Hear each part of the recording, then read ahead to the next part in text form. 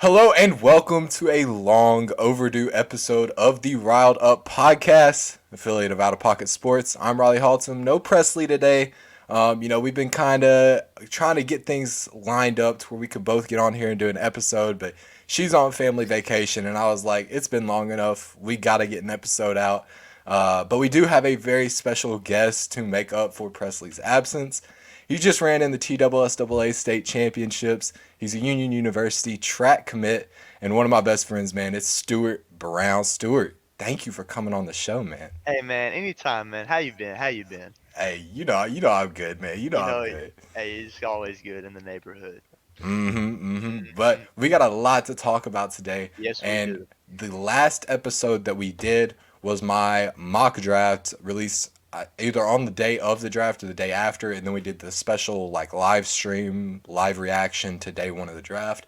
But since then, we haven't had a chance to talk about it, and as the listeners know at this point, I'm a big NFL draft nerd. I love the draft. It's my favorite sports day of the year. So we got to get into some draft recap. And most of our listeners, Stuart, are Vol fans. And I know you're not a fan, but a lot of our listeners are. So we got to talk about these Vols, where they ended up. And as a college football and NFL aficionado like yourself, Stuart, we got to talk about the Hey, fits of some of these players, where they went. And first off the board, Darnell Wright at number 10, right? Number 10 to number the 10, yeah. Bears. Because that trade with the Philadelphia Eagles traded up to go get Jalen Carter out of Georgia. Bears apparently were going to take Darnell Wright no matter what, so they got an extra pick out of that, and they got to select their guy, Darnell Wright. Stewart, what do you think about Darnell Wright's fit with the Bears? Well, I think it's a great fit. I think because there were a lot of speculations before the draft that people were gonna, oh, the Bears are gonna move away from Justin Fields, possibly keep that number one spot and draft maybe a Bryce Young or a C.J. Stroud, which from the beginning, this, I thought was a terrible idea because you saw Justin Fields second most rushing yards from a quarterback in a season ever this past year. He's produced with the little that he's had, and I think the Bears, they pulled a great move getting Darnell Wright here at 10. They have a solid offensive lineman that they can build around Justin Fields, and with the addition of DJ Moore here in this offseason, I think it's a great fit. I think you're gonna see a probably a day one starter, if not pretty close to a day one starter from Darnell Wright, and I think just overall the scheme is gonna fit really well, and he's gonna be a playmaker. He's gonna make Justin Fields be Justin Fields. Yeah, absolutely. I think there are a lot of lot to say about the way the Bears conducted themselves with that number one overall pick. Right, they traded down, got their guy a true number one weapon, and then they move forward and they get a tackle for him too. Right, you want to build around Justin Fields, see him maybe return a little bit more to what he did at Ohio State, because Ohio State, he wasn't this running quarterback like he was dashing all over the field. No, he was He a was a pocket pocket passer. passer. He He was was a a pocket pocket passer. passer. Exactly. So now I think the Bears are trying to pull a little bit more of that out of him.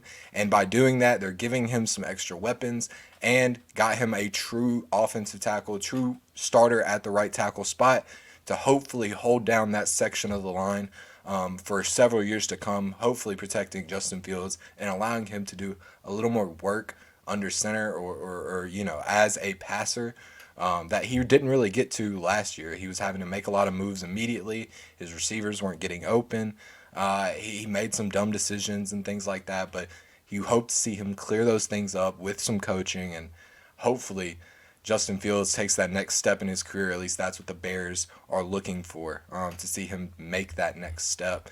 Second Vol off the board, though, Jalen Hyatt, all the way Jalen down Hyatt, to New York third. with the Giants in the third round. So we had a Vol selected in the first round and then not another one until the third round, where there were several. And one of those, Jalen Hyatt, going to the Giants at pick 73, I'm pretty sure. Something like that, yeah. So what do we think about Jalen Hyatt going to the Giants, Stuart? Well, you got your Blitnikoff winner. You got the man coming off a stellar season, putting up that huge stat line against Bama. His draft prospect, like the capital for him, his value going into the draft, I feel like was very high. But I think one of the reasons he fell so far is because of his size. I mean, it's very easy for a smaller receiver to fall. I mean, you only have a couple exceptions that I can think of recent memory, in like Devontae Smith, where a receiver of his size going that high. But I feel like the Giants are getting a lot of talent here. I mean, obviously he's very fast, very fast. He Mm. has a lot of speed on him, and the route tree is something that he's working on. I mean, it's not terrible, but it's not the best in the class that I feel like. But I mean, it's just something that it's coachable. It's coachable. That's a good word to use. It's very coachable, and I feel like the Giants are getting a very good steal of a pick here in the third round in Jalen Hyatt, which I mean, he's a big playmaker as we can see in his college days, and I just feel like he can bring a lot to a depth chart and a wide receiver room that's kind of lacking a little bit in recent years since the departure of Odell and and other things and then Kenny Galladay, the the robber, the thief, Yeah, right. the thief. Oof. He's I mean, you gotta have something to replace Odell with, and I'm not saying that Jalen Hyatt's the next Odell. I'm just saying that he could certainly help that process of getting back to a wide receiver room that was near the top, in my opinion. Yeah, at one point in time, the Giants had a lot of talent with their wide receiver room, and since then, it's been pretty abysmal. And Danny Jones hasn't really had that real, true number one wide receiver to go to. Closest thing they got was Kadarius Toney. That didn't really Yeah. work out. Now he's doing good things in Kansas City. Hmm. But you with Jalen Hyatt, what they're trying to do is give Danny Jones another option to stretch the field because that's something Danny Jones didn't do pretty much at all. I think they had like the least explosive plays in the league or something, some Something like crazy that. stat Yeah. like that, or least explosive passing plays in the league. I don't remember, but if not the worst, they were near the bottom. Yeah. And with Jalen Hyatt, that's his whole thing is creating explosive plays. In the NFL, if you create more explosive plays than your opponent, you win the game. That's as simple as it is. And Jalen Hyatt, a lot of people say one trick pony. His one trick is creating explosive plays. So that's a good one trick to have. Hmm. Yes. So, and you've seen other guys that are smaller but fast have some success in the league, right? Tyreek Hill, pretty small, but he's fast. Jalen Waddle, not the biggest receiver, but he's fast, and they're having a great time over in Miami.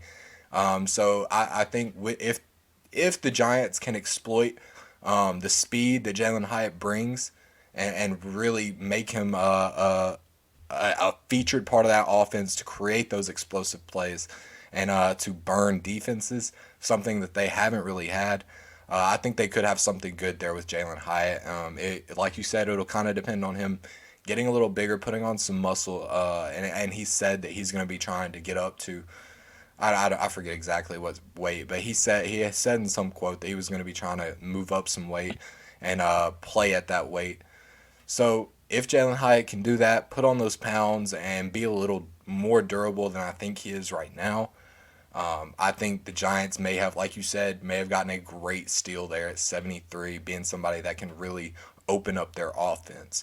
But one pick later, back to back, another Tennessee wide receiver goes off the board. This time, Cedric Tillman to the Browns with their very first pick in that draft. So tell me, what do we think about the Cedric Tillman to the Cleveland Browns selection? Personally, I mean, I'm not like, oh my gosh, yes, this is the answer that they needed, but I'm also like, this is a terrible pick. I'm kind of in the middle about it. It was a solid pick. I mean, obviously, Cedric Tillman this last year had a limited stat had a limited stat line, excuse me, because of injuries and everything. But I mean, the dude's a playmaker. I mean, you've seen him make big plays, like the one I can remember off the top of my head. Fourth quarter, Tennessee down to Alabama. Dang, Hendon Hooker just chunks it up to get in field goal range. Cedric Tillman comes down with it.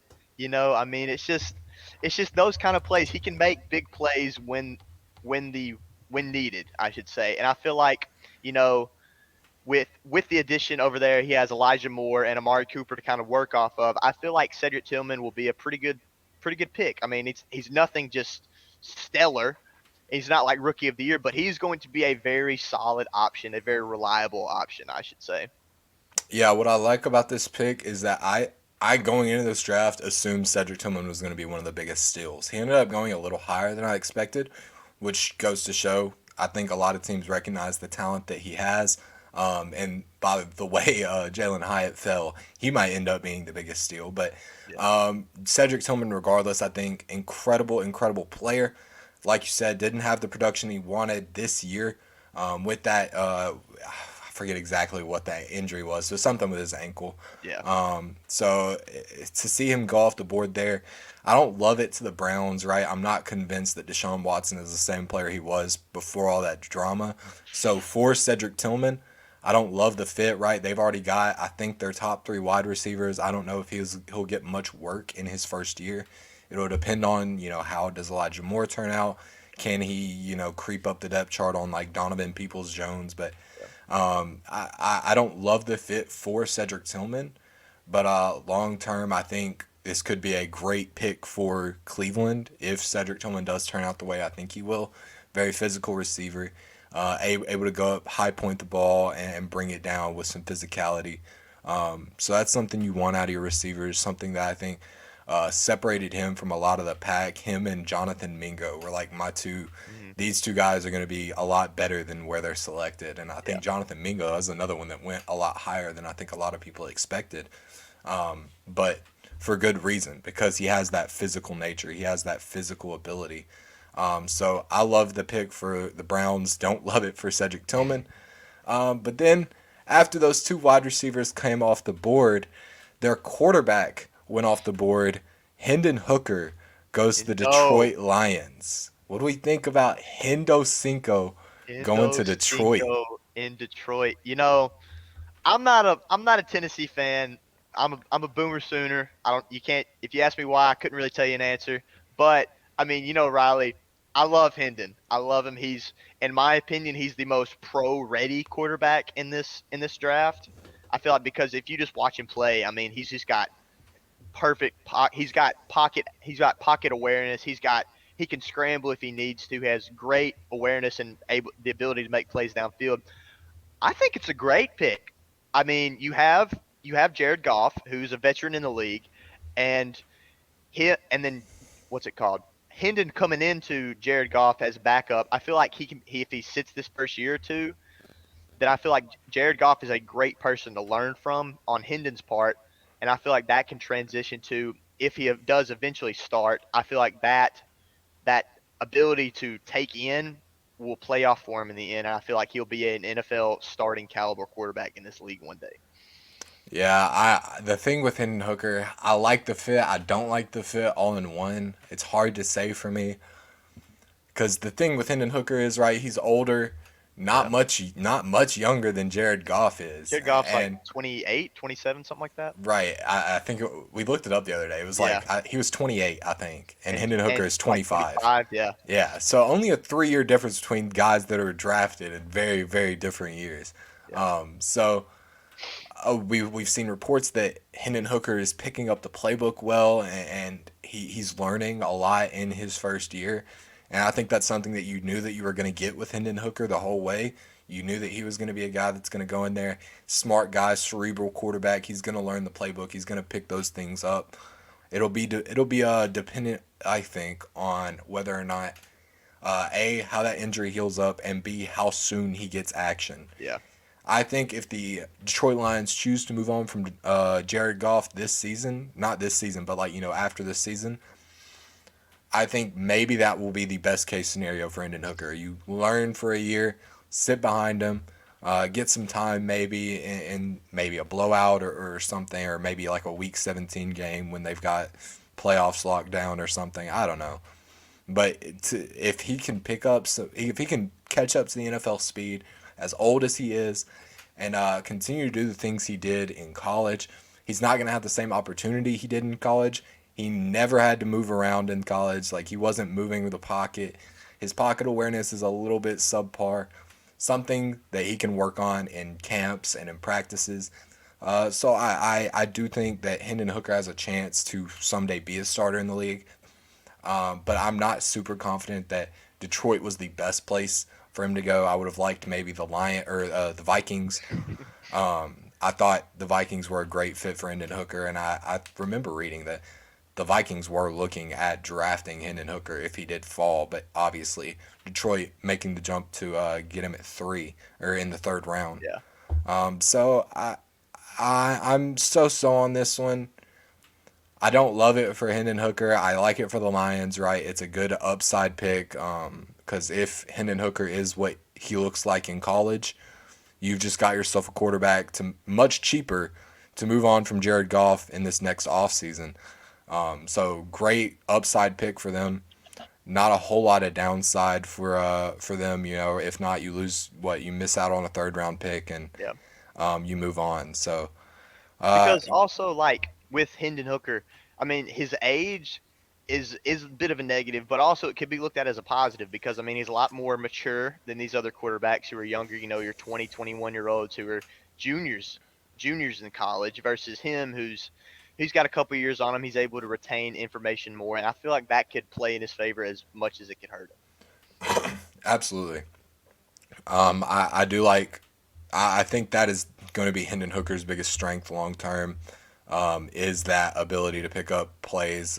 That's what we hear is from Tennessee was that he was very smart, that he picked things up very quickly, he picked up offensive concepts quickly, great at reading the field.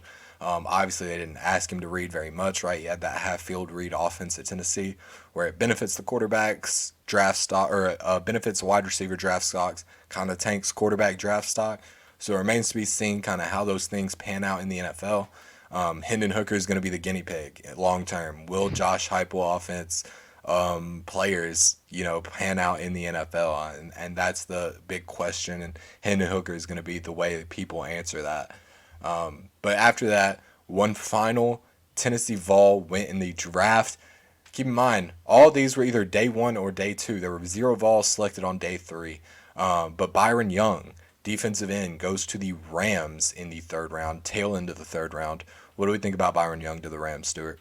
Well, I mean, like you said, he's kind of a later pick, but I mean, I feel like you're getting a lot of value with this pick. I mean, Byron Young, 7 sacks with 12 tackles for loss and 14 hurries, and he ranked top 5 in the SEC with 42 pressures on the year, which I feel like, I mean, you're going to get a solid guy, not just over this out of this world talent, but I feel like he could be a very good role player in the league.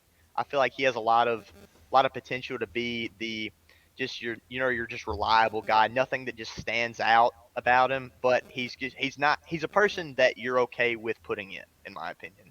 He's not just he's not just oh my gosh, Byron Young, we need to look out for him. We need to watch him. He's no Aaron Donald is what I'm trying to get at. Right.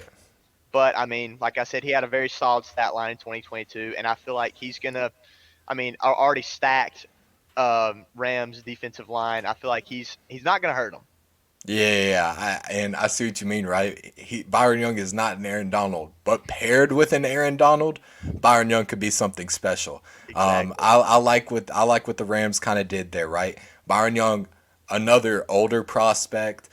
He had some time in JUCO before he Yeah. came to Tennessee. He's Um, how old is and he again? well, he is old. Let me tell you that. Let me see. Let me see.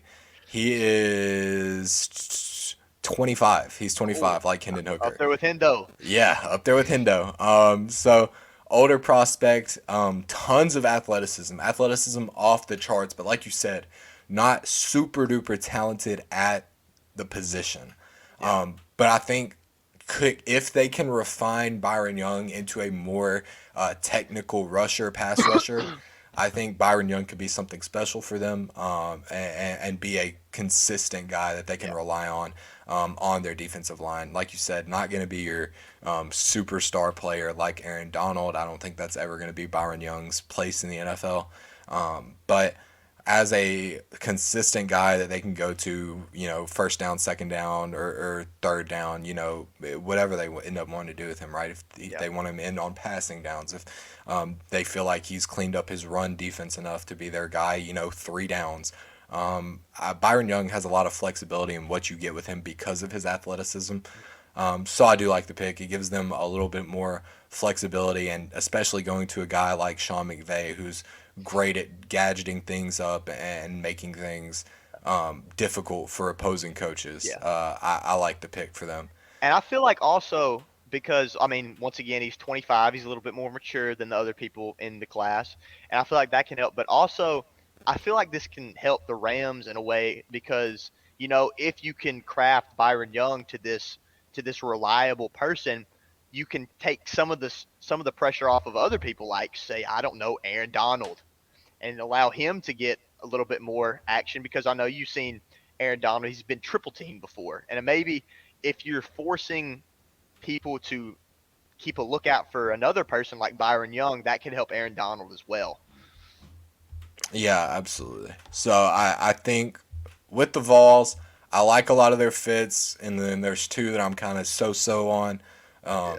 But I think in general, great draft class for the Vols moving forward. I think these teams are getting some good players with a lot of upside. So moving on, we are going to talk a little bit about the Titans and their big two selections, right? They had Peter Skoronsky in the first round. We all know that's going to be a great fit, whatever. Yeah. He's going to slot over to guard and be a great guard at the NFL level, right? Hmm. Nobody's, and I felt like that was a great pick for the Titans, addresses a big glaring need. But then in the second and third round, Titans did some things that not only confused me, but confused a lot of people. Some love it, some hate it. And it's the most, I think, divisive player in this draft class, Will Levis. Woo, Woo! woo. Oh my goodness. Yes, Will Levis is a Tennessee Titan. Stewart, what do we think about this for the Titans? So, I mean, you have Will Levis, who before the draft, he was looked at as a guy that wasn't going to make it off the top five. He wasn't going to make. I mean, you had multiple people saying he was going to go even number one, which I mean, personally, I mean, I never saw that level in him, but I can understand why people seeing him are viewing him that high. I feel like they're looking at him as another Josh Allen.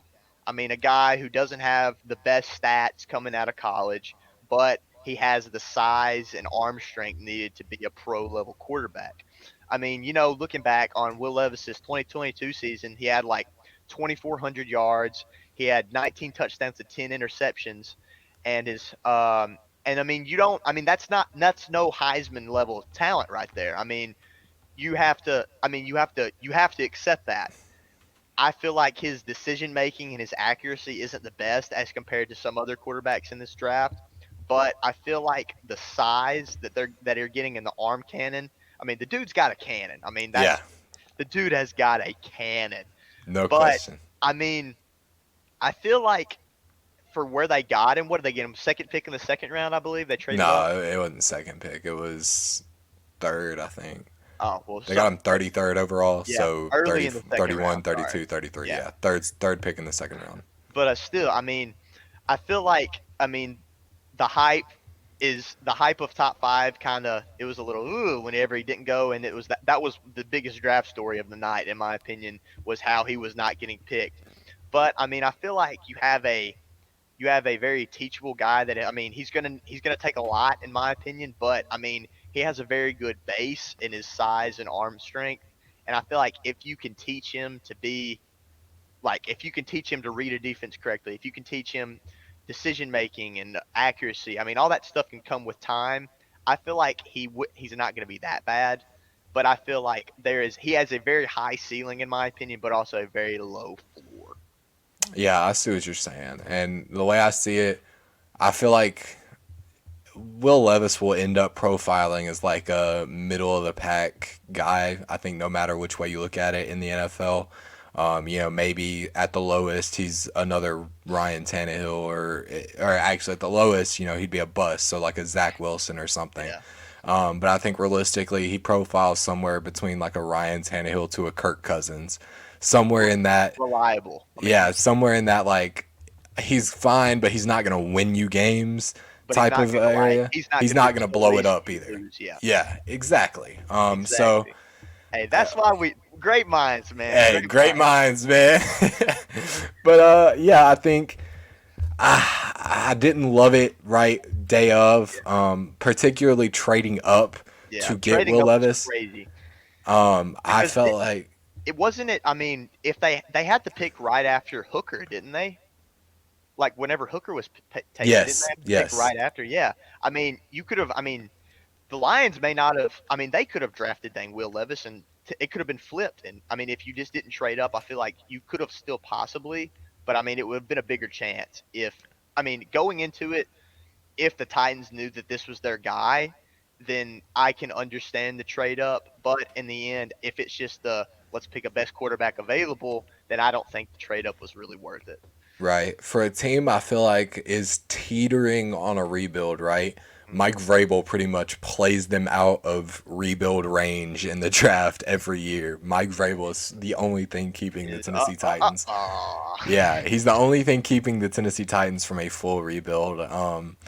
So for a team that I feel like is teetering on the brink of a rebuild, trading up and giving up draft capital in the future to go get Will Levis, I didn't love it. But again, like you said, if they really do are a believer in the tools that Will Levis has, ultimately could be a good pick for the Titans long term. I don't love it. It's so much if and Tennessee the Titans are not the best at developing quarterbacks, right? They can they with Tannehill, they were able to get the best out of Tannehill that we have seen from his entire career. Yeah. And then after that first couple of years that he had where he was playing at a high level, these last 2 years it's been kind of ugly. Yeah. And same thing happened with Mariota, who started off his career really strong, and then towards the tail end, because of some injuries and some other things, started to fall off a little bit. Yeah. So bring in a guy that's never played at the NFL level, and you're relying on developing that quarterback into an NFL level quarterback. I don't love it. I don't love it. And I mean, also, I mean, he doesn't have like you were talking about earlier. He doesn't have the best quarterback room to work around. I mean, because you Mm, have Ryan Tannehill, who I mean, he's solid, but he's not like nothing special. And then you have Malik Willis, who is has such small NFL playing time, where he's basically kind of on the same level as Will Levis, and he's still yeah, really new to the league. yeah, And I feel like that could hurt Will Levis's impact. yeah. So long term, I don't love the ramifications that the trade up had for the Titans, but I do like the value that they got at that point. So other one that they picked that was a big splash, third round, Tyjae Spears, running back out of Tulane. Pretty much the opposite of Derrick Henry, right? He's super shifty, small, and great at catching passes out of the backfield. So what do we think about Tyjae Spears fit with the Titans? I like Tyjae Spears. I mean, he has a good highlight tape. I feel like he could be a very good backup to Derrick Henry for the time that Derrick Henry has left. I don't believe he's a starting level talent, but I mean, he can be the RB2 guy. I don't think he's going to be a starter worthy guy in the league, but he is a very reliable RB2 in my opinion. Yeah, I kind of hated this pick. I'm not gonna lie. I kind of hated the pick a lot, right? If you're drafting him to ultimately be the replacement for Derrick Henry, That I is a hate it, hate stupid it, move. hate it. Stupid move. If you're drafting him to be a complement to Derrick Henry, it was a wasted pick because you already had Dontrell Hilliard, who is filling that, second back role, and was doing it very well. Had a great connection with Ryan Tannehill. So Yeah. I don't like the Tyjae Spears pick. I didn't like it night of, and then reports come out that he doesn't have an ACL. He's just missing an ACL. That's not good. Yeah. So I hate the pick, and I think it is the worst pick that the Titans made throughout their entire draft process. I was a fan of Skoronski. I see the value in Levis.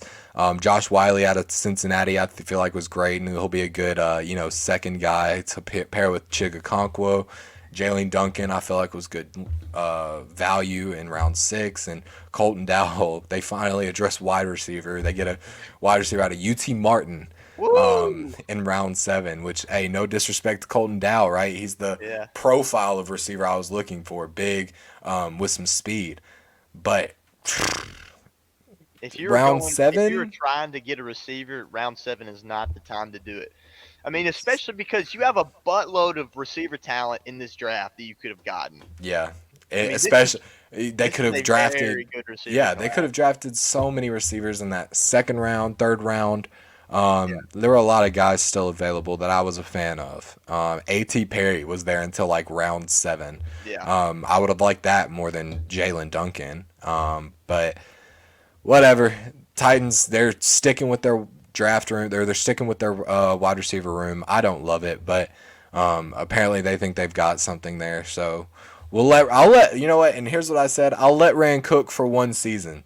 Let him cook. Let him I'll cook. let him cook, and Let him cook. we'll see what type of team he puts See out what there. he's stirring up. See what he's Yes, stirring up. exactly. See what he's stirring up, and if it could turn out to be great, and I look like an idiot a few months from now, but it could turn out to blow up in his face, and the way it's Send it sitting back right to the now, kitchen. Send it back to the kitchen. yeah, the way it's sitting right now, it looks like the dish is about to explode.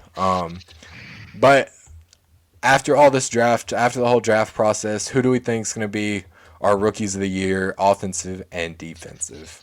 You see, before the draft, I was thinking, Bijan. I'm a high Bijan guy. I mean, you look at the tape; he's everything you want from a running back prospect.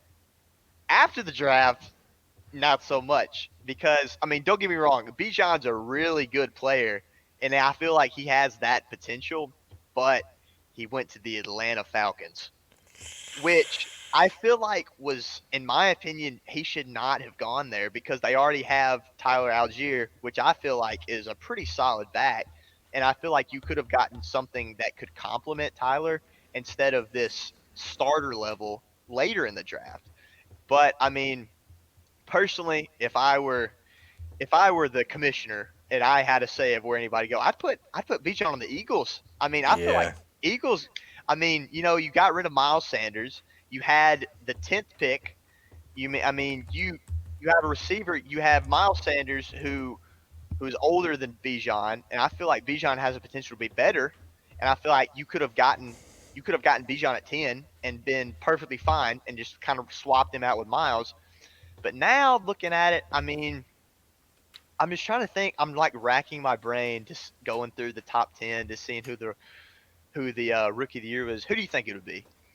for my rookie of the year pick, like you said, I feel like Bijan had a lot of upside. Another guy that I was looking at, maybe Jackson Smith-Njigba, but going to the Seahawks, he'll be like wide receiver 3. Yeah, I don't have a ton of confidence in him to win it. Like you said, I don't like Bijan to win it. He'll be splitting time in the backfield with Tyler Algier. So I think your best bet is probably the Bryce Young or C.J. Stroud. Year one, I like Stroud more or Young more. I like Bryce Young more. I like the weapons he's got with the Panthers. I think another one that's people have got to look out for, and I like the value because right now he's at like plus 1,800 odds. Zay Flowers for the Ravens. I yes, like I that. I like that like pick. that I like value. I the pick. like the I like the value, pick. man. So we'll see. We'll see how that turns out. But my pick, I think, is going to be Bryce Young playing it safe. But my long shot pick is Zay Flowers for sure. I like what Zay Flowers brings. I Um, agree with you. I mean, I could see. I mean, you have the loss of DJ Moore from the Panthers, but I mean, they brought in Adam Thielen. They have Miles Sanders now. I mean, which is he's no Christian McCaffrey, but he's solid. I feel like just the thing that's hurting Bryce Young, in my opinion, is his size. I hmm, mean, I know you've seen that video of him taking the first snap in the NFL. Dude looks tiny. tiny I mean, man. he is so small, and I feel like me personally, my QB1 in this draft was honestly CJ Stroud. I just feel like just the size alone kind of put him up there above Bryce Young, in my opinion. But if I had a choice of whether to play for the Houston Texans or the Carolina Panthers, I would choose the Panthers all day, any day. And I feel like just for that reason, Bryce Young has a better shot than CJ Stroud because Yeah, over there in Houston, you have Damian Pierce because they just lost Brandon Cooks. I mean, they don't have much to work with over there in Houston, and right. I feel like Bryce has the. And if he's a day one starter, I feel like he could. And he also, I mean, he has Andy Dalton in the back. I mean, Andy Dalton, he's a little washed, but he has a great mind and he's a great mentor. I feel like to Bryce Young, and I feel like that could help Bryce Young. And I feel like that's my pick, honestly, is to win Rookie of the Year, Offensive Rookie of the Yeah, Year. fair. How about defensive rookie of the year? What you got for defensive rookie of the year? I'm just trying to think, man. I'm trying to think. I could see possibly a Jalen Mm, Carter from the Eagles, but I mean because Jalen Carter was the best player in this draft. I mean, let's just put it out there. Jalen yep. Carter Yep. was the best player in this draft. No But question. also, I could see maybe a Tyree Wilson going along with Mm, Tyree Wilson mm, from the Raiders. I feel like him and a Max Crosby would be kind of lethal. yeah. And I mean, heck, even Will Anderson. I mean, that's kind of like the routine pick, and I feel like is the most. I mean, Will Anderson. I mean, he didn't have as great of a season last year compared to the year before, because I mean, he was getting triple teamed every game. Right. I mean, that says a lot about a prospect going third overall defensive. I mean, he's gonna call for a lot of attention, in my Yeah. opinion. So I feel like out of those three guys, I feel like it's kind of a toss up. But if I were to put it, I feel like Jalen Carter, because Jalen Carter he's not going to be the main focal point like I feel like Will Anderson is going to be. Because I mean, over there you have Nolan Smith, Jalen Carter, you have Jordan Davis, you have Brandon Yeah. Graham. I mean, you have all of those guys that are going to call attention. I mean, Darius Slay. I mean, you have that great defense over there in Philadelphia, and I feel like he's just going to help them so much that they're just going to they're not going to be able to triple team him when they're having to worry about every other person on their team. And so I feel like Jalen Carter can get this one. Yeah. I'm gonna go with none of those top three. Oh, And I come feel like, yeah, on. Come I feel like there are on. flaws with all three, right? Tyree Wilson, he's very gadgety. He's got all the tools, but the question is, can he put it together at the NFL level? He's been viewed as a project the whole draft process. So you're relying on the Raiders to develop a player. I'm not making that bet. Will Anderson, I like him. I feel like he's gonna be kind. I feel like he's gonna take some time to adjust to the NFL level. Um, Darnell Wright, who went at number 10 to the Bears, locked him down. I mean, locked him down in the Tennessee Bama game. Locked him down. So I don't love Will Anderson. I feel like he will take. I think he will ultimately be good. He'll take some time to adjust to the NFL level. Jalen Carter, I'm not confident that he'll be a standout on that Eagles team. Right? He might get buried with the just sheer amount of talent that they have. I So can see that. instead, He's I'm about to. going. He's cooking. He's trying to cook. He's Hey, trying to cook. and I called the defensive rookie of the year last season. I said it was going to be Sauce Gardner. It was Everybody Sauce said it was Gardner. going to be Sauce. No, no, Everybody said it was going to be no, Sauce. no. If you go back and listen to our Cover 4 podcast, which is the podcast I did for Rock Solid Sports, where we talked pretty much all NFL, I was the only one that picked Sauce on that. I'm trying to remember who everyone else. I mean, Aiden Hutchinson was one of them. Micah Parsons. No, no, not Micah Not Parsons. Micah, yeah. I'm trying to remember who Micah was all. 2 years ago. I'm trying to remember who all it was, but like one of them said Aiden Hutchinson. 2021 or 2022 draft class. Kyle Somebody Hamilton, said Aiden wasn't it? Hutchinson. Was Kyle Um, Hamilton in there, or was he 2 years ago? somebody said Kayvon Thibodeau. I think. Yeah. I don't remember what the other ones. I don't remember what the other one was. But regardless, I was the only one that picked Sauce Gardner, and it You paid think off for he's me. doing something? You think I you're was doing right. something with So that? I'm gonna cook, and I'm gonna say Christian Gonzalez to Okay. the Okay. Patriots. I Okay. feel like I felt like Christian Gonzalez was one of the best players in the class. I felt Yeah. like he was up there like Okay. top I'll give you four or that. I'll five give you that. talent. I felt like he was a top 4 or 5 talent in this class. And he falls all the way to 17 to the Yeah, Patriots, that was a who, steal. yeah, That that was I a take it steal. back. Steal of the draft was Christian Gonzalez. Yeah. Um, Because I remember me and you were talking about it that night, like while we were watching the draft, and we mhm. were like, "Where is Christian Gonzalez? Yes, yes. Where is this I mean, man?" Emmanuel Forbes went before him, which is Yeah. insane to the Commanders. Commanders, I don't know what they were thinking.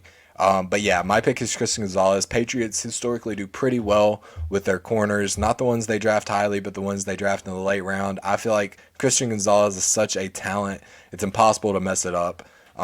So I like him to be the defensive rookie of the year. Same thing as last time. I'm gonna say a long shot. I like the value you get with like Will McDonald from the Jets. Yeah. He was ridiculously underutilized in college, And I think in the NFL, he could potentially be a absolute dominant force on the defensive line, especially with Robert Saleh being his coach. You know, absolute great defensive mind. So I like the value for Will McDonald, but I think my straight up pick would be Christian Gonzalez. Okay, I'm okay with that. I'm okay You with see, that. you I'm see the okay with vision. that. You see the vision. I see the vision. I will give it to you on that one. That is a solid pick. That's a solid pick. All right, so some big news comes out today, though. Was it today or yesterday? It was today. It was today. It was It this was morning. today. It Yeah, it was was this this morning. morning. We were talking about it earlier. Yeah, it was literally. I mean, moments after I wake up, which I Yeah, wake up late because summertime. But I checked yeah. my phone and DeAndre Hopkins released. Out of there. Where is Out of DeAndre there. Hopkins going, Stewart? Well, I mean, DeAndre Hopkins, I feel like wanted out of Arizona more than Arizona wanted to let go of him. I mean, you heard that thing earlier where he basically said that he did not like Kyler Murray as a Hmm. quarterback because he wanted that he had that quote of where I think he was like he wanted a quarterback that put his heart into the game and loved the Yeah. game, and yeah, that was a shot at Kyler Murray, and we all knew that. But I could see him going a lot of places. I feel like the Patriots. I could see him go to the Patriots. But the thing with DeAndre Hopkins, in my opinion, is he wants to be a superstar. He doesn't want he wants to be the main focal point of a team, and I feel like he doesn't want to be a wide receiver too. I mean, that's just it's not like a negative thing. That's just who he is. He knows he's good, and I feel like he just wants to be the focal point. I mean, with the Patriots, they picked up Juju, I believe, this offseason, didn't Yep. they? Yep. Yeah, I mean, Juju and DeAndre Hopkins is that's a pretty good receiving room. I mean, and you Right. have who else is there? You have Oh man, they just signed somebody. I yeah, forget. but I mean over there you have Matt Jones, Devontae Parker, Devontae Park. Yes, I mean see that's Tyquan Thornton Tyquan Thornton. Yes, I mean drafted him. that's not a bad receiving room at all. I could see Dallas, not Dallas. Oh, I forgot they They did drafted Kayshawn Booty in this draft too. They did draft Kayshawn Boutte, who was a very high pick early on in his career, like a projected high pick, I should Yeah, say. played himself out of it. Yeah, I mean Patriots, I could feel like would be a really good spot for him. But I mean, I'm trying to think of what else. I could see him going to maybe the Denver Broncos. I'm just kidding. I'm No. sure you would love that, man. I'm sure you would love that. Oh my gosh, I'd cry, man. I don't want him to come to the Titans. I'll tell you No. that much. Because the Titans have a tendency of taking washed older receivers who are at one point one of the best in the league and making them worse. So Yeah. I mean, you've I'm seen that happen a few times in recent years. yeah, yeah. Like Julio Jones and Robert Woods and uh, Yeah, yeah. So Titans are where veteran wide receivers go to perish. Happened with oh, what's his name? Randy Moss. Happened with Randy yeah. Moss. Came to the Titans, sucked. Not a lot Happened of with people know that. Julio. Yeah, not Not a a lot lot of of people people know know that. that. Came to Julio. Came to the Titans, sucked. Besides for like one catch. Yeah. That one So catch is the only highlight he has in his exactly, time. exactly. So man, I remember I was so excited for Julio too. But We and all then the were. I Titans wasn't went. even a Titans fan. I was like, okay, Julio to the Titans, that's awesome. Yeah, and then they went and traded away the best receiver in franchise history for a first round pick. And they got So Traylon Burks though. hey, and I'm a believer in Traylon Burks. I think long term Traylon Burks is going to be a great receiver in the NFL. He He's not AJ struggled Brown. early. Yeah, he struggled early on. Didn't even really get a full off season in his rookie season. He's got a full off season now going into it. Hopefully, Traylon Burks pans out. But D Hop, I think will be a Cleveland Brown. Ooh, Cleveland Brown. I think he'll go to Cleveland. Cleveland, You think pair up with he Amari misses the Cooper. Sean? He misses the Sean. That's what I was gonna say. Last time we saw D Hop be a dominant force in the NFL, Deshaun Watson was his quarterback. So I think maybe we see him go back, pair up with Deshaun Watson. Like we were talking about, Cleveland's wide receiver room is not phenomenal. Sadly, it'll bury Cedric Tillman a little more on the depth chart. But I think he'll be a great way, or it'll be a great way to bolster that offense and Yeah, hopefully get the most you can out of yeah. Deshaun Watson. That's what the Cleveland Browns' goal is, and something that they haven't been able to do yet. And you've got So some weapons over there. I mean, they have Nick Chubb, David Njoku. I mean, yeah, Nick John Chubb, who I Watson. think is probably the Yeah, best running back in the NFL right now. yeah, he's up there for sure. So they've got the weapons. They just haven't been able to put it together over there. Yeah, I feel like I could see D Hop going there. I could see that. Hey, once again, hey, I'll give it to you, man. I'll give it to you. That's a pretty solid pick. Yeah, yeah. All right, wraps it up for our NFL talk. And we got to move on, man. The NBA playoffs have been going on. This is something. This is something. Conference finals. We'll start with the Western Conference Finals. Lakers Nuggets. Sweep, Nuggets get a sweep, sweep over the sweep. Lakers. But let's be real. Whose fault was it? D'Angelo Russell. D'Angelo Russell, you are going to Guangdong. Yeah, he's going overseas, man. He's going overseas. He'll be playing for the Australian national team this time next year. He'll be cooking. He'll be cooking over there in FIBA. I'm In the sure. FIBA. I'm In the sure. FIBA. Yeah. So the downfall of D'Angelo Russell, it's been crazy to watch. As of Game 3, these stats were as of Game 3. I haven't been able to find updated stats. I don't really know Yeah. why. I've been looking, but I can't find him either. Yeah. As of Game 3, D'Lo was shooting 8 for 27 from 3. 8 of 27. The Lakers were minus 53 with D'Angelo Russell on the court, plus 31 with him on the bench. Jamal Murray torched him over and over and over again. It Jamal was Murray was painful cooking. to watch.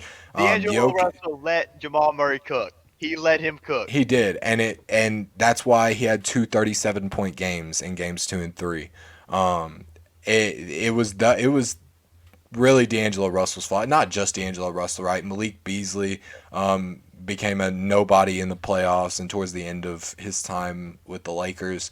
Austin Reeves had that one bad game. I think it was game 2 was a bad game for Austin Reeves. It was just guys not showing up when they had to. Dennis Schroeder had some bad games in there. AD, oh my gosh, don't even get me started on The AD. most inconsistent player in the league, man. It's crazy because from the start of the playoffs, it's been good game, bad game, good game, bad game, good game, bad game, back and forth every single time, and it stayed like that through the playoffs. So yeah, that's part of the reason they lost. Jokic was able to cook AD, not playing to the defensive capabilities we know AD is capable of, like he did against the Grizzlies. He just played worse. Gosh, you hate to see it, man. You do You know, hate to see you it. love the Grizz. You love the Grizz, man. Yeah, you hate to see it. So yeah, LeBron almost a 40-point triple double in an elimination game. Apparently, he's needed surgery this entire time, which I didn't know, but that's insane.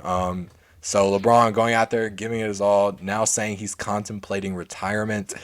I don't think he's. I don't think he's I gonna don't think he retire. will either. I think he'll wait until Bronny He gets to the wants to play a NBA. year with Bronny. I That'll be think, something. That'd be cool. yeah, I'm excited to see that. The So. GM will go wherever Bronny is. Yeah, yeah. So I do want to see that, and so I hope the goat does not retire. Yeah, I know. Yeah, every person I get on this podcast with disagrees with me on that, but We won't get into that. That's a we conversation for we another will. day. Yeah, yeah. Next That's a time we have conversation. Stewart on, we'll get it. We'll get into that. But yeah, let's move on to the Eastern Conference Finals. Was looking very similar to the Western Gosh, Conference man, I'm Finals. so upset about him. Heat Celtics, Jimmy Butler led them to 3 wins in a row, but then the Celtics, Jason Tatum kind of activated, and now they've won 2 in a row. It's 3-2 Heat up on the Celtics. I forget when the next game is. I think it's tomorrow. Is it tonight or tomorrow? I want to say. I want to say it's tomorrow. Yeah. I would yeah, it's definitely tomorrow because it's 10 o'clock right now. Oh yeah, that is So true. they would have already played, and we'd know. Yeah. It is yes tomorrow. Tomorrow at Are they 7:30. at Boston or in Miami? They are. It's game 6, right? So they'd be in Game six, Miami. yeah. I think so, something like that. So yeah, they will be in Miami. Miami, a potential closeout game. Yeah. They're in Miami. Can they close it out on this next game? I don't know, man. I mean, I feel like it's just gonna be how well Jimmy Butler does. I mean, you've seen it. Jimmy Butler, he's been carrying the Heat for a while now. I mean, you saw in the bubble playoffs, man was playing his heart out. He is the heart and soul of that team. I feel like if Jimmy Butler plays good, the entire team plays good. Yeah, I think that's And fair I to feel say. like, yeah. And I mean, being at home will certainly help them. But you also, I mean, what was it? The Heat were the underdogs in the first three games, right? Yep. I know, and that, I guess, that may even have something to do with it. I don't know, but I just feel like once again, if Jimmy Butler plays good, the entire team plays And good. guess what? Guess who's the underdog for Game 6? Who is it? The Miami The Heat. Miami Heat. I would love to see a Jimmy Butler ring. I feel like that'd make a grown man cry. You know, you'd love to see it. But Yeah, that's what I'm rooting for the rest of this playoffs. I yeah. want to see Jimmy Butler get a ring, man. I love Jimmy Butler. But also, I mean, you can't count the Celtics out. No, not at You all. can never count the Celtics out, especially when you have Jason Tatum, Jalen Brown, you have all those guys, all that talent on Grant there. Grant Williams. Williams, Grant Williams Batman. pulling the Dylan Brooks, poking the bear. We saw how that went for him in Game 3. Yeah, it Uh, didn't go too well. so yeah, Grant Williams, man, get it together, man. He's been taking L after L since he said he was gonna hit both of them, I'm gonna hit both of them. and then he missed both, and ever He since did then it's not just hit both been of them. L L L L. He got stomped on the Yeah, other game. I mean, yeah, it's it's bad. just yeah, it's been bad for Grant Williams, man. But yeah, that's the NBA playoffs, man. But we also had the NBA draft lottery, and we know what the top five is gonna look like. It's gonna be the Spurs, the Hornets, the Trailblazers, the Rockets, and the Pistons. So we're gonna do a little mini mock draft with Little just mini the mock top draft. five, just the Little top top five. five. So what do we think? We'll start with the Spurs. What do we think the Spurs do? I mean, you know who they're gonna pick. Oh, I come mean, on, I yo, feel you like, know, oh, you oh, know. you know. I feel like everybody and their mother knows who the Spurs are gonna pick here, whether you like it or not. It's Victor Wembanyama. I Yeah, mean, the unicorn, the generational the talent. unicorn man. I mean, you can't you can't not pick him first overall. I mean, I Yeah, feel like at this point, no matter who, he's earned that. He's earned that yeah, right at this point. nobody, no matter who got the first pick, they were going to pick Wimby. I mean, everybody this entire year was who's going to get Wimby. It's not who's going to get the first Yeah, overall pick. It's who's going to get Victor. Who's going to get yeah, Victor. yeah, yeah. And I mean, the Spurs. Spurs. Yeah, I don't know about. That's the fit. I kind of Yeah, like the fit. I'm not gonna lie.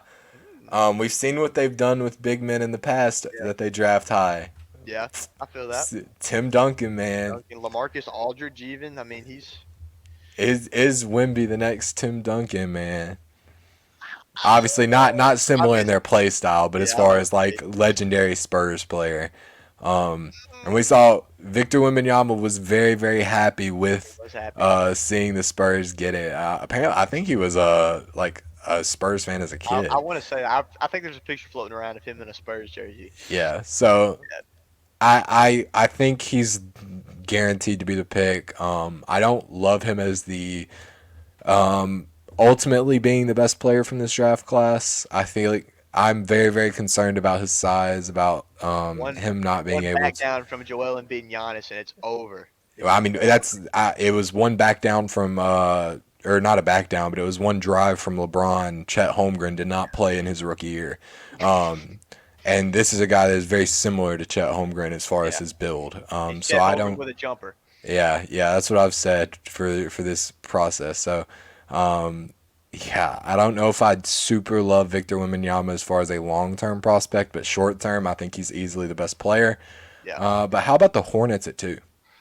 I mean, I honestly, I mean, I've seen a lot of mock drafts of you got Brandon Miller going here. You got Scoot Henderson.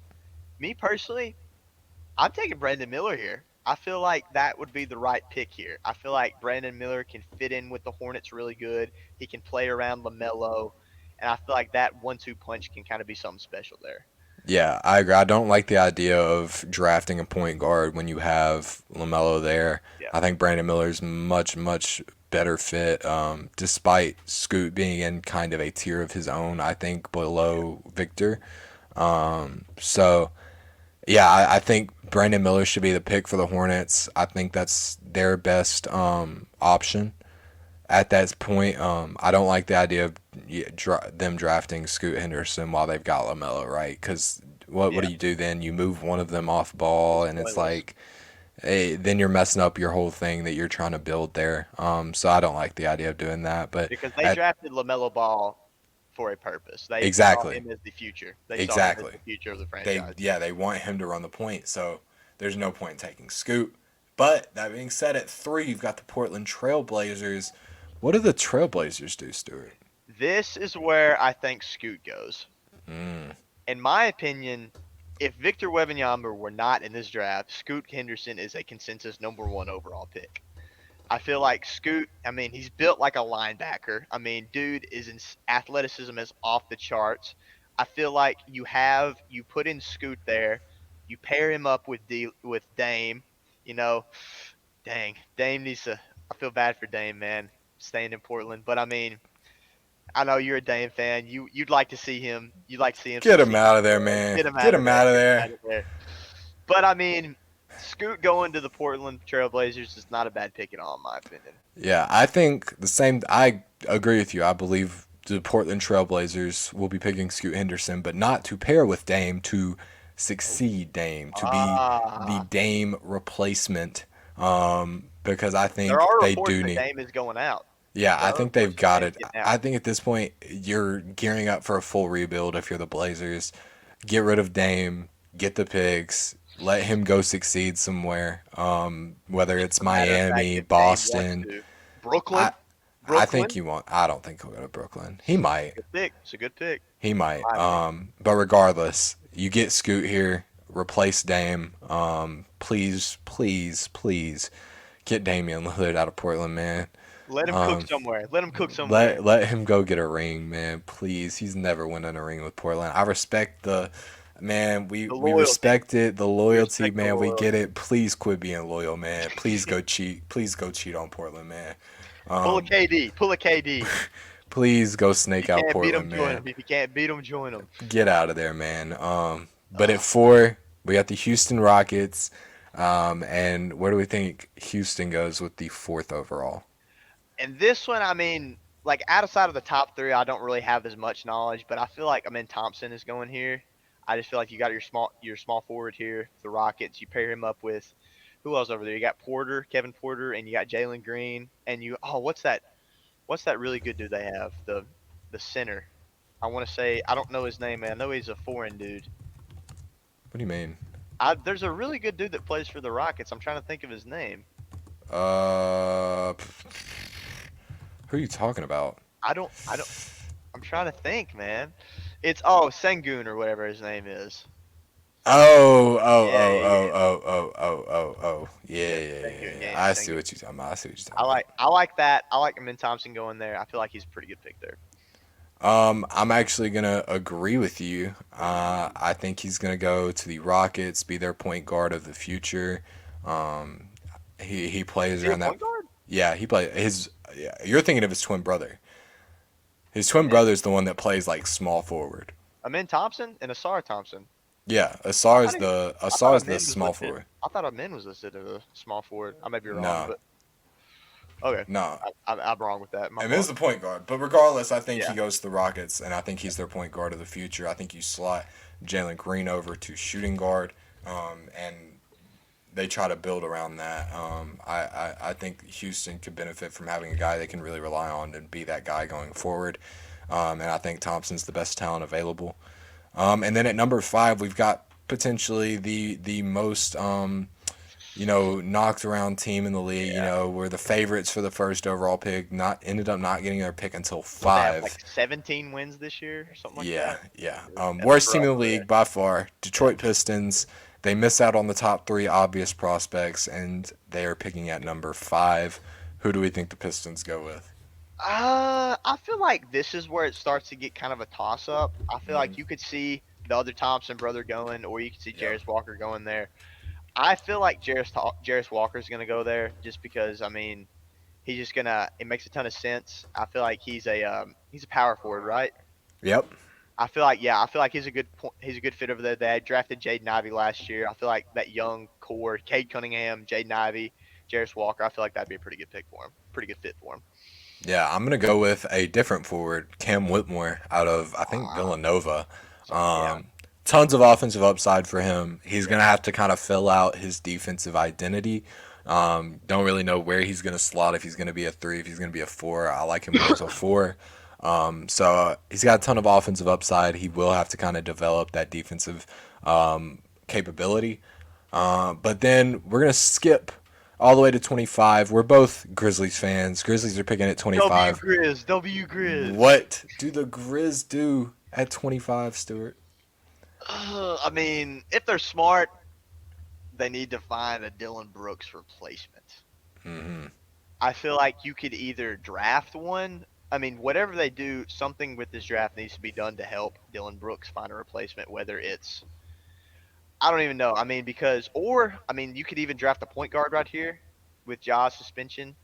I don't Hmm. know. I mean, just kind of like just to fill in, because I feel like Ja's gonna get some suspension for the front of the year. Oh, 100%.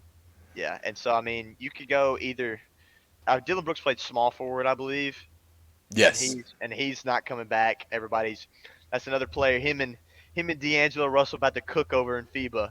I mean, it's about to be insane. Yeah. Um, but yeah, I feel like you could go a lot of different ways here at 25. I mean, I feel like Hugo a lot of people would still be available right there. I mean, you still have a lot of talent you can get at 25, but I feel like either a point guard or a small forward route would be what the Grizzlies need to take. Yeah, I completely agree with you. There's a couple of directions they can go here, right? Ideally, this pick is no longer the Grizzlies. They trade it for a elite starting caliber wing player to replace Dylan Brooks.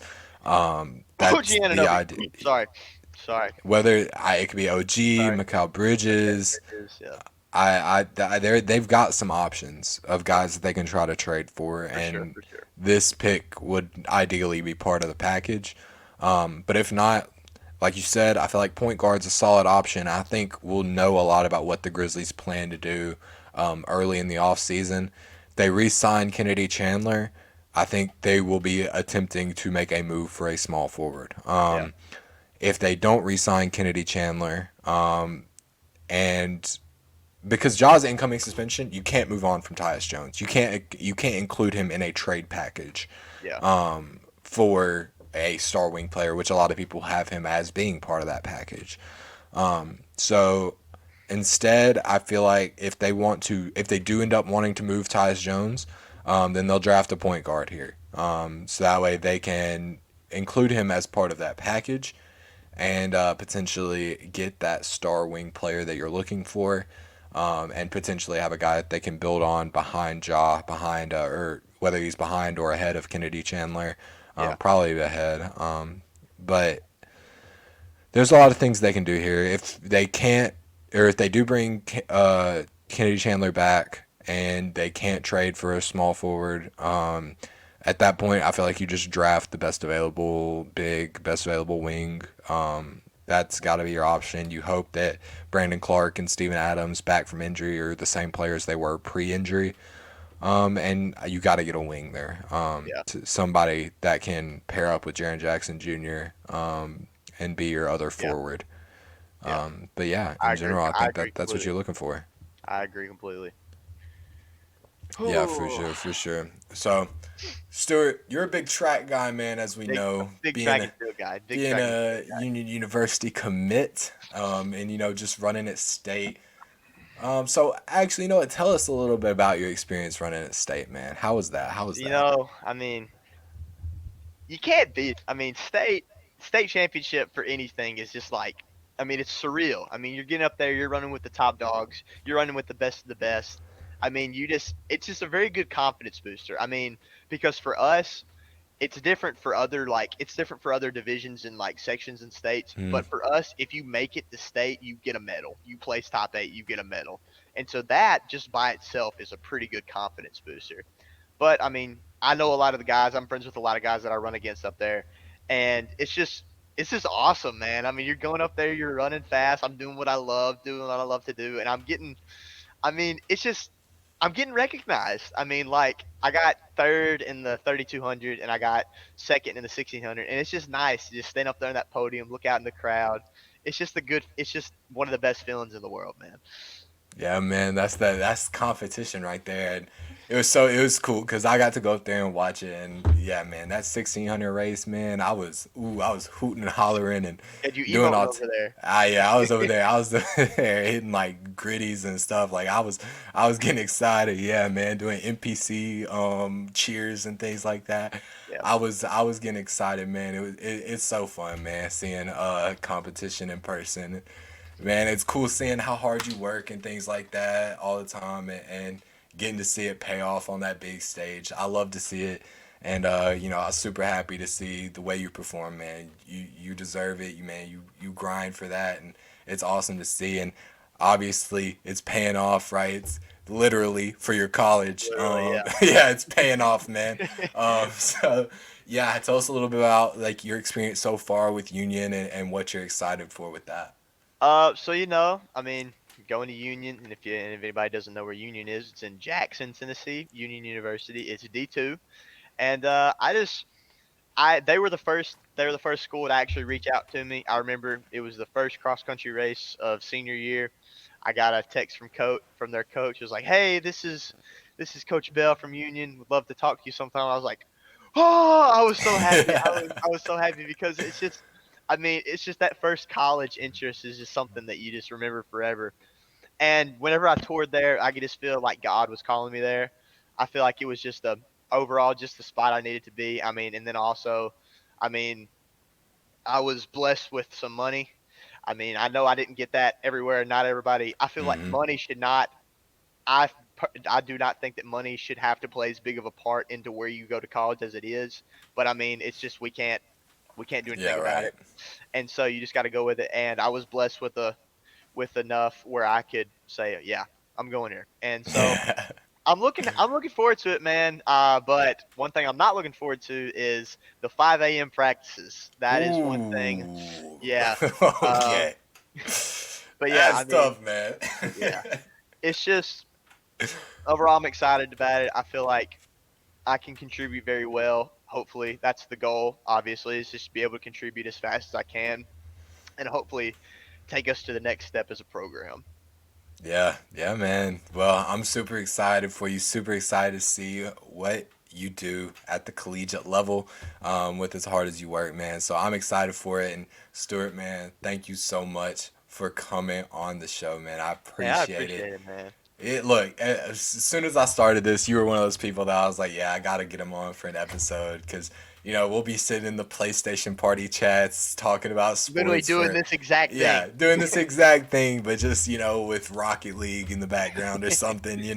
So yeah, you were one of the first people I was like, I gotta get him on here, and next time, hopefully you're on. Presley can also be here, and hopefully my hair will be a little bit shorter. I can go get a haircut between now and then. Get a chop, Um, man. Get a yeah, chop. hey, I need it. It's long overdue, just like the episode is. But hey, Hey, that was a so good. That was a bar right there. You yeah, know what right. I'm Hey, you saying? see, you see, you see. Hey, you get better at it as it goes on, man. But yeah, appreciate you for coming on, Stuart. We gotta have you on again sometime soon. I appreciate it, man. Once again, just like thanks for having me on, and I just look forward to be back on here when I can. All right. Hey, tell them your social media ads where they can find you. I gotta remember them. I don't know them off the top of my head.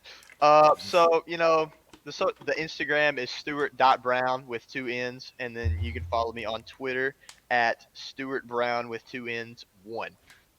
Yeah, that's about it. Stuart Brown one, Stewart baby. Brown one, baby. And then Uh, yeah, just throw me yeah, a follow. man. I'll follow you back.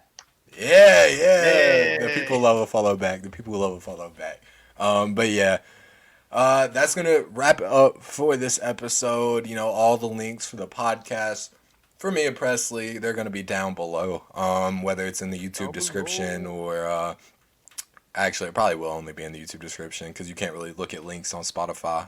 But they're on the podcast page on Yeah. Spotify. So, as always, we appreciate everyone for watching, listening, whatever you're doing.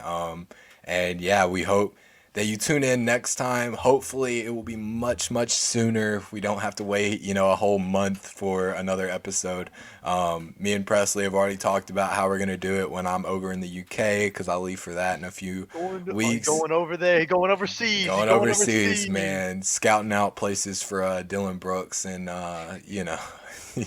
Grant Williams and whoever else ends up over there, man. But yeah, we appreciate you all for listening and hope you tune in next time for the Riled Up podcast. Thank Peace.